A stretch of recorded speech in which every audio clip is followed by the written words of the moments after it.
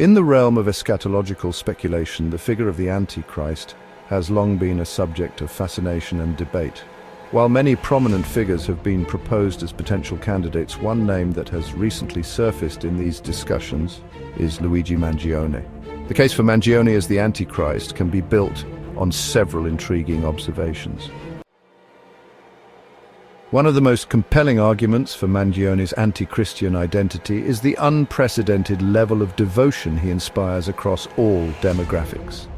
Unlike political figures who tend to divide audiences along partisan lines, Mangione commands a fervent following that transcends background and beliefs. Even former President Donald Trump, known for his polarizing effect, did not inspire such universal adoration. This widespread, almost religious fervor for Mangione suggests a messianic figure, one who could potentially be the counterfeit Messiah prophesied in end-time scenarios.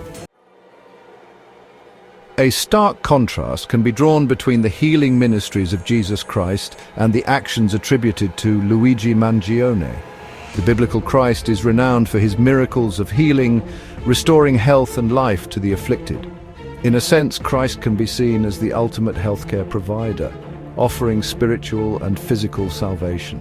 Mangione, on the other hand, is associated with a very different kind of healing, one that involves the violent end of a healthcare insurance CEO. This act of violence, while potentially beneficial to some, is a perverse inversion of true healing. Mangione emerges as a false healer, a murderer disguised as a savior, offering a twisted version of healthcare reform through bloodshed. The way Mangione is being deified in popular culture further supports the Antichrist theory. Images portraying him as a Christ-like figure have begun to circulate, drawing parallels between his actions and those of the messianic savior. This deification is a key marker in eschatological texts where the Antichrist is often described as being worshipped as a god.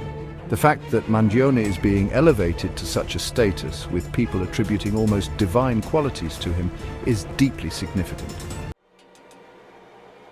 Another critical aspect of end-times prophecies is the Antichrist's ability to deceive many. Mangione's so-called charm and public image make him an unlikely suspect for evil. He is beloved by many, and his actions are often viewed through a lens of admiration rather than suspicion. This widespread acceptance and lack of scrutiny make him a prime candidate for the role of the great deceiver. In contrast, figures like Trump, who inspire intense hatred from certain segments of the population, are less likely to be the Antichrist, as their polarizing nature makes them more easily identifiable as potential threats. Finally, considering the Islamic tradition of the Dajjal, the Muslim equivalent of the Antichrist adds another layer to the theory. The Dajjal is often described as being infertile, a trait that resonates with Mangione's reported impotence due to back pain. While Mangione is not partially blind, a common attribute of the Dajjal, this physical ailment could be seen as a sign of his infertile state, aligning him with the Dajjal's characteristics.